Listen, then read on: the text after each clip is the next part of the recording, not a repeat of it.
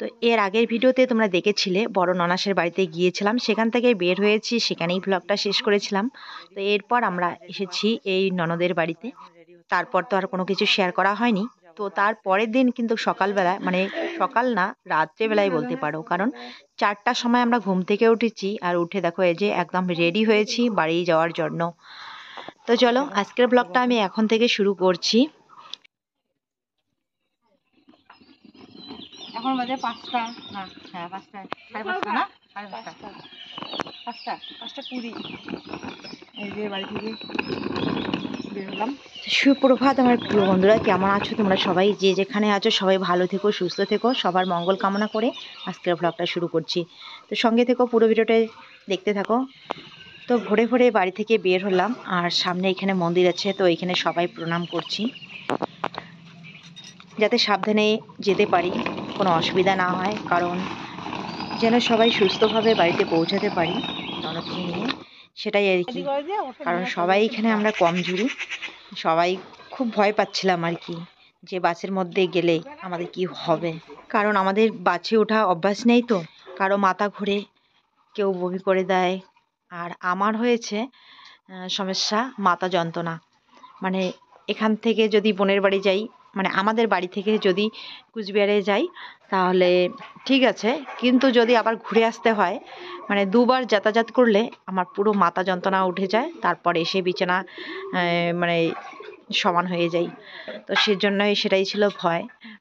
তবু আমি একটু সাহস করছিলাম যে যাব, দেখা যাক কি হয়। কিন্তু আমার এই যে এক ছোট যা গিয়েছিল আর এক ভাস্তি গিয়েছিল, ওরা একদম সাহস পাচ্ছিল না। তাই ওরা দুই মা মেয়ে ঠাকুরকে নাকি মানস করছিল যাতে আমরা বাসে যেতে পারি না, ট্রেনেই যাতে আমাদের যেতে হয়। তো দেখতে থাকো কি হয়। তো দেখো বাড়ি থেকে আমরা যখন বের হলাম তখন চারিদিকটা অন্ধকার অন্ধকার ছিল, ভালো পরিষ্কার হয়নি। আর এখন কিন্তু অনেকটাই ধীরে ধীরে শনিবার, আর হচ্ছে। এখন বাজে আমরা হেঁটে হেঁটেই যাচ্ছি বাস স্ট্যান্ডের এইদিকে, কারণ ওদের বাড়ি বাস স্ট্যান্ডের থেকে বেশি দূরে না। তো এইটুক জায়গা আস্তে আস্তে পরিষ্কার অনেকটাই হয়েছে। তো তার মধ্যে আমার এখানে যে পিসি শাশুড়ির বাড়ি আছে, তো ওইখানে আমার এক ভাস্তি গিয়েছে, দেখা করে আসবে। তাই এই যে আস্তে আস্তে যাচ্ছি, সামনে সবাই এগিয়েছে, আমি আছি এখানে, আমার পিছনে এক ননদ আছে। এর আগের ভিডিওতে এক বোন আমাকে কমেন্ট করে বলেছিল ওনার বাড়ি নাকি এই জলপাইগুড়িতে, আর আমরা কোথায় আসছি সেটা জানতে চেয়েছিল। তো আমিও তো ভালো করে জানি না, শুনলাম এই জায়গাটার নাম নাকি বউবাজার। আর আমার কাকা শ্বশুরের বাড়ি, মানে যেখানে ঠাম্মা আছে, ওই জায়গাটার নাম হয়েছে ইন্দিরা কলোনি। তো এই যে এই ননদের বাড়ি থেকে আমরা এখন বের হলাম, আর এদিকে যে পিসিমাও আসছে, গোলাপি চাদর মুড়িয়ে আছে। তো ওই পিসি শাশুড়ির বাড়ি আর ওই ননদের বাড়ি একদম পাশাপাশি। বাসের অপেক্ষা করছি, কিন্তু বাসটা আর আসলো না। 6টা পার হয়ে গেল, 6টার সময় এখানে পৌঁছার কথা ছিল বাসটা, কিন্তু আসলো না। এখন আমরা চলে আসছি স্টেশনে, জলপাইগুড়ি স্টেশনে। তো ওই যে যা মানুষ করেছিল না ঠাকুরকে, যাতে আমরা বাসটা পাই না, ট্রেনে যাতে আমাদের যেতে হয়। তো দেখো এই যে, তো অবশেষে সেটাই হলো।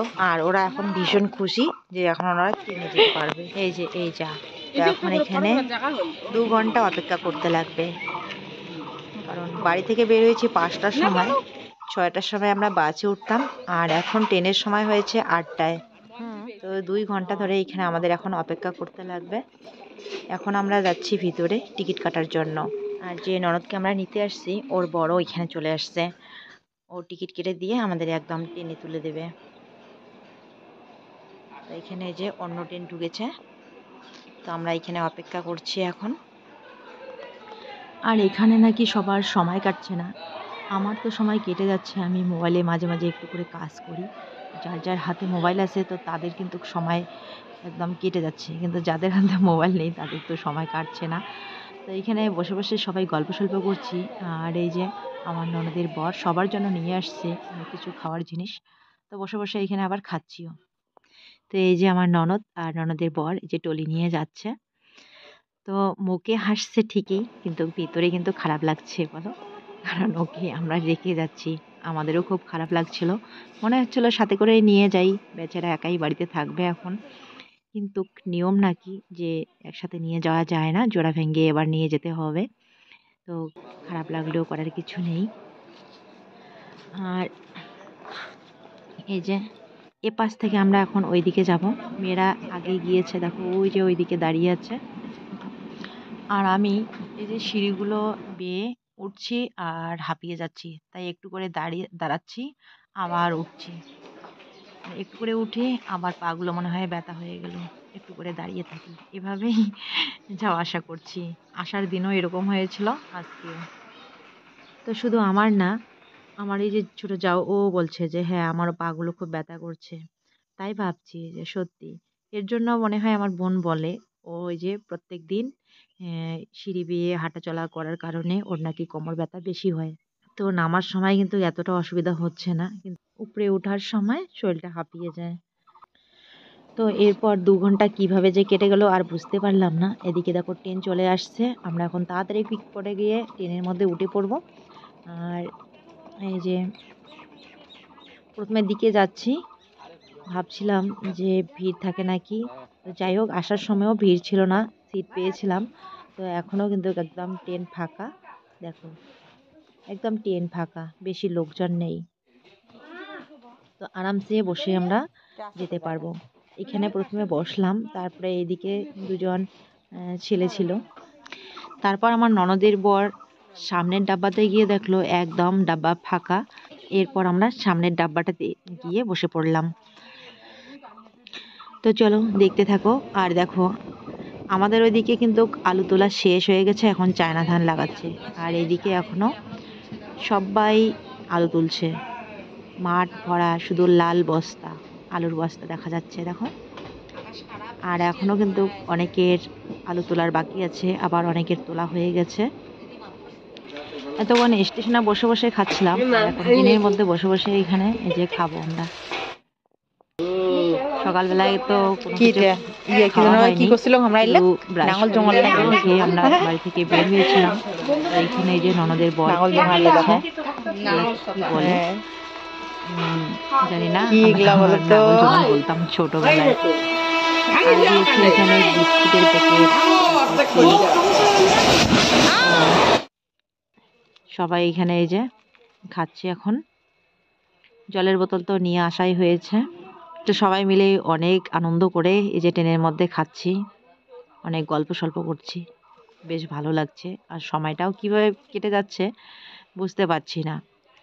বাসে আসার সবাই ভয় পায়, কিন্তু ট্রেনের মধ্যে কোনো ভয় নেই, একদম নিশ্চিন্তা। কারো মাথা ঘুরবে না, কারো মাথা ব্যথা করবে না। তো আরামসে এখানে খাচ্ছি, আর কত রকমের এখানে গল্প হচ্ছে তার ঠিক নেই। এরপর হাসতে হাসতে একদম সবাই পাগল হয়ে যাচ্ছি। আর এখানে আমরা ছাড়া অন্য আর কেউ ছিল না, না সেই জন্যই আরো বেশি আর কি আমাদের গল্পটা জমে গেছে।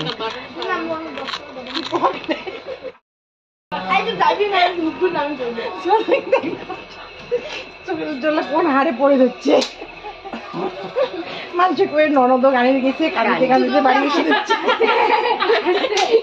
আমার চোখে জল বেরোচ্ছে। কি করছে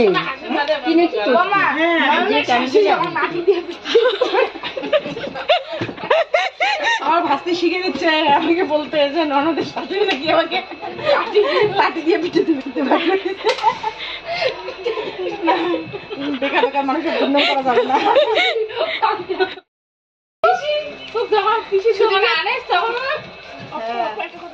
খাচ্ছি আর হাসছি, আস্তে আস্তে চোখের জল বের হচ্ছে। আর সবাই আমাকে দেখছে, আর ওরা আবার হাসতেছে যে আমি কান্না করছি। আসলে কান্না না, হাসতে হাসতে আমার চোখের জল আসে। অনেক গল্প হচ্ছে, তো গল্প করতে করতে মানে হাসি পাচ্ছে।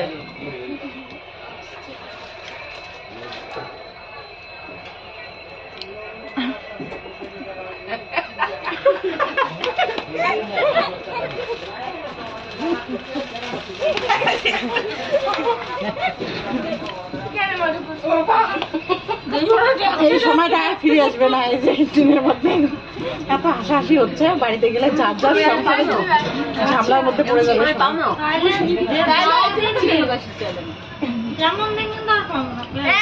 বলি কি ট্রেনে যাই, ট্রেনে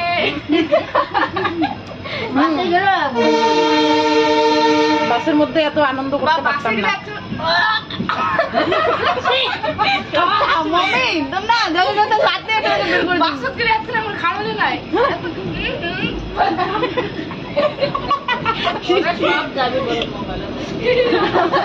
বাসের মধ্যে এতক্ষণ মানে উল্টি দেওয়া হতো না খাওয়াগুলো, আর এখন তো বসে বসে খাচ্ছি সুন্দর করে। হ্যাঁ, একদম ট্রেন ফাঁকা, সব সেগুলোই ফাঁকা আছে। প্রথমে যেখানে বসছিলাম ওই দিক থেকে আবার এখানে চলে এসেছি। এখানে পুরুষ লোক নেই, আর ওইখানে দুজন পুরুষ ছিল, আমাদের গল্প করতে একটু অসুবিধা হচ্ছিল। তো এখানে কোনো অসুবিধা নেই, আমরা সবাই এখন মানে আমাদের সবাই আমাদের এই জায়গায় আর কি, এখানে অন্য কেউ নেই। ওই যে আমার ননদ, এটা যা, ওই জায়ের মেয়ে মৌমিতা, এখানে আমার আর এক যা বড়, সবার থেকে বড়, এখানে সবার থেকে বড় মাসিমা, এদিকে আমার মেয়ে, আর এদিকে আর এক ননদ। আর কি আর আধা ঘন্টা আছে সময়, তাহলেই আমরা ট্রেন থেকে নেমে পড়বো আর বাড়িতে গিয়ে যার যার কাজে লেগে পড়বো। আর এইটুকু সময় একটু আনন্দ করছি। তো চলো বাড়ি যাই।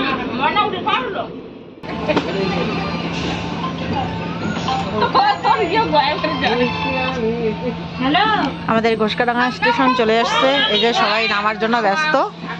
এই দেখো দৌড়ে দৌড়ে নামছে। চলো চলো চলো,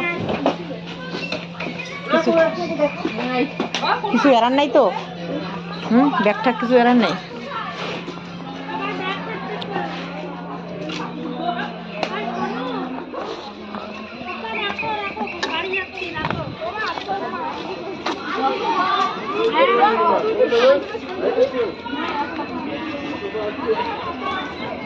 চলো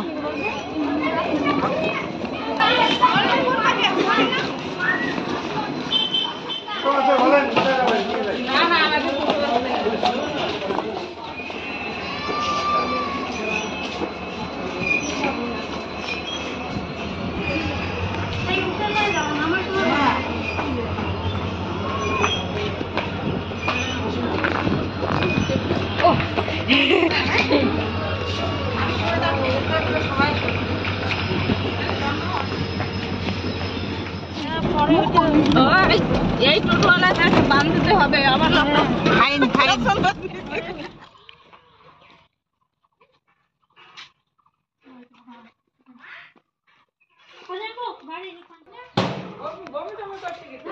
হ্যাঁ ট্রেনও যাচ্ছি, বমি করবো কেন করি।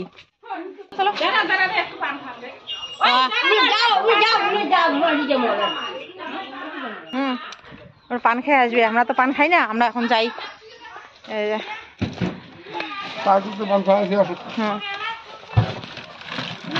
আমরা এখন আমাদের বাড়ি যাব।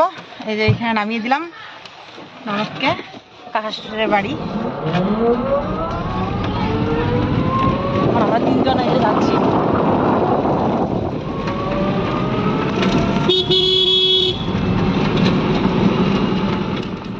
চলো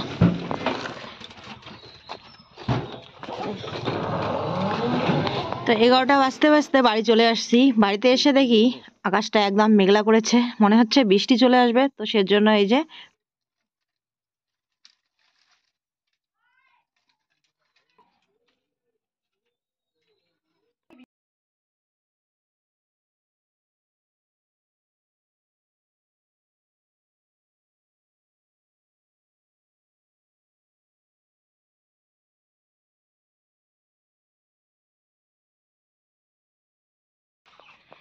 তো এইখানে এই যে খড়িগুলো, কিছু খড়ি এখানে তুলে রাখলাম, কিছু এইখানে রাখলাম, কিছু এই ঘরে আছে,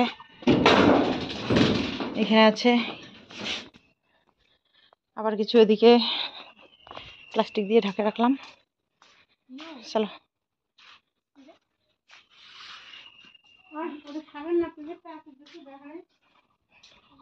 প্লাস্টিক দিয়ে এদিকে রেখে রাখলাম, বৃষ্টি আসতে পারে। যে ওইখানে টিন দিয়ে কিছু ঢেকে রেখেছি। আজকে তোলার সময় নাই, এখন আমরা বিছন তুলতে যাব। আর এদিকে এই যে এক চাকল ঢেকে রাখা হয়েছে, রান্নাঘরের পিছনের দিকে আবার আছে। তো আমরা এখন যাচ্ছি যে বিছন তুলতে। বড় মেয়ে চলে গেছে আগেই। এখন এখানে যে মেজো ছোট আমি 4 জনে গিয়ে বিছন তুলবো।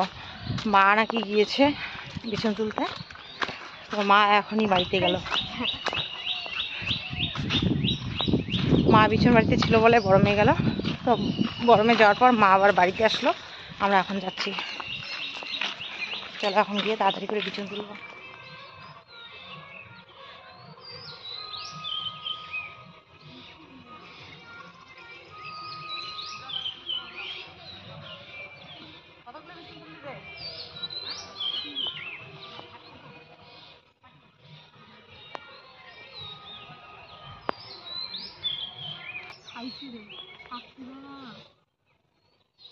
কেমন লাগে তুলতে রে? তাড়াতাড়ি উঠে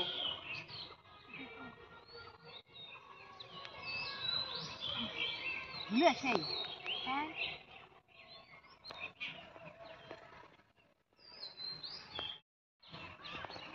সারাদিন বিছন তুলতে লাগবে, আর কালকে থেকে ধান লাগাতে হবে। তো এই যে মা আসছিল সকালবেলায় মনে হয়, এই যে অতগুলো বিছন তুলছে, আর এখন বড় মেয়ে তুলছে। সবাই মিলে তুললে আজকে সারাদিনে তোলা হয়ে যাবে মনে হয়। আজ কি ধুলা, তোলো গিয়ে তোলো।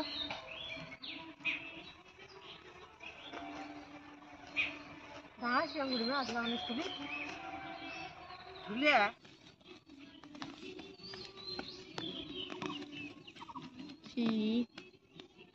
ঘুমিয়ে গেলে কাজ ভালো লাগে তো কর।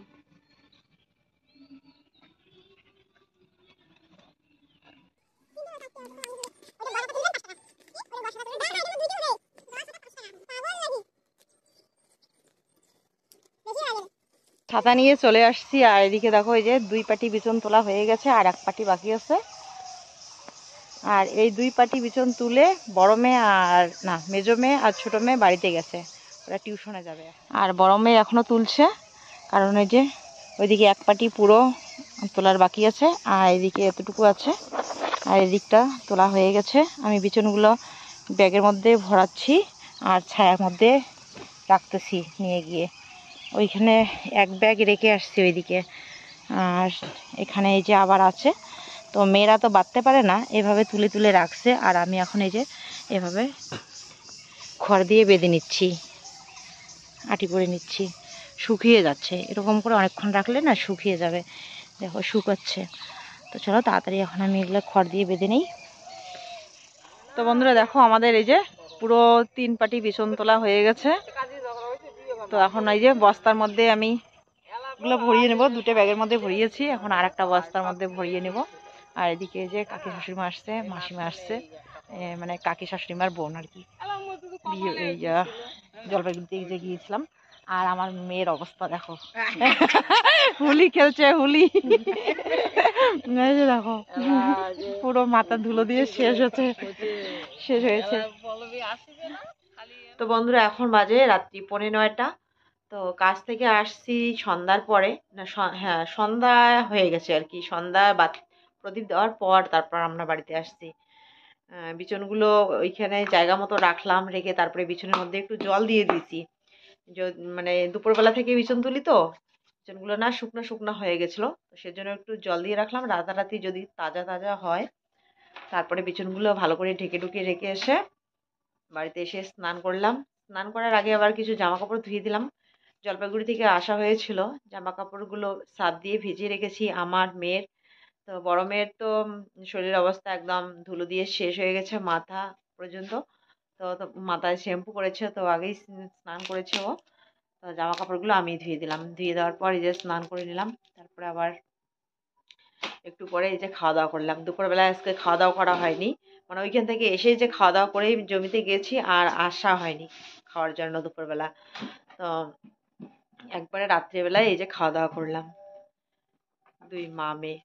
খাওয়া দাওয়ার পর বড় মেয়ে ওই যে ওর ঠাম্মার ওইখানে, ওর ঠাম্মা ঘরে, আর আমি একটু মোবাইলে কাজ করছিলাম, মেয়েরা এখানে পড়াশোনা করছিল। তো এবার এই যে বিছানার বেড কভারটা এখন চেঞ্জ করতে লাগবে, একটু কেমন হয়ে গেছে ধুলোবালা দিয়ে, এটা চেঞ্জ করবো, নাহলে রাত্রেবেলা না ঘুম আসবে না, বেড কভারের মধ্যে নোংরা হয়ে গেছে। দুদিন ধরে তো বাড়িতে নেই আমি। আর এখানে মেজো মেয়ে, ছোট মেয়ে তো ছিল না, ওর ঠাম্মার সাথে ছিল, ওর বাবা ছিল ওই রুমে মনে হয়। তো এই বেড কভারটা এখন চেঞ্জ করবো, চেঞ্জ করে একটু শুয়ে পড়বো, কোমরটা খুব ব্যথা করছে। ওইখান থেকে এসে এই যে বিছানা তোলা হলো সারাদিন, তার মধ্যে দুদিন ধরে একদম ঘুম হচ্ছে না। তার আগের দিন 2 ঘন্টা ঘুমাইছি, কালকে হয়তো 3 ঘন্টা ঘুমিয়েছি। 4টার সময় ঘুম থেকে উঠেছিলাম, 1টার সময় ঘুমানো হয়েছে। এর আগের দিন 1টার সময় ঘুমানো হয়েছে, 3টার সময় ঘুম থেকে উঠেছিলাম। তো 2 ঘন্টা 3 ঘন্টা ঘুমালে কি আর ঘুম ক্লিয়ার হয় বলো? একদম চোখ না খসখস করছিল, সকালবেলা জল পড়ছিল। তারপরে এসে যখন বাড়িতে কাজবাজ করছিলাম আর ট্রেনের মধ্যে হাওয়াতে, তারপর আবার ওই সেটা কেটে গেছিল। তো যাই হোক, আর থাকতে পারছি না, এখন আমার খুব খারাপ লাগছে। তো ভাবছি যে আজকে একটু তাড়াতাড়ি ঘুমাতে হবে, কারণ কালকে আবার এই যে ধান লাগাতে যেতে হবে। আজকে যদি ঘুমটা ক্লিয়ার না হয় তা কালকে না মাথার ব্যথা উঠতে পারে, শরীর অসুস্থ হতে পারে।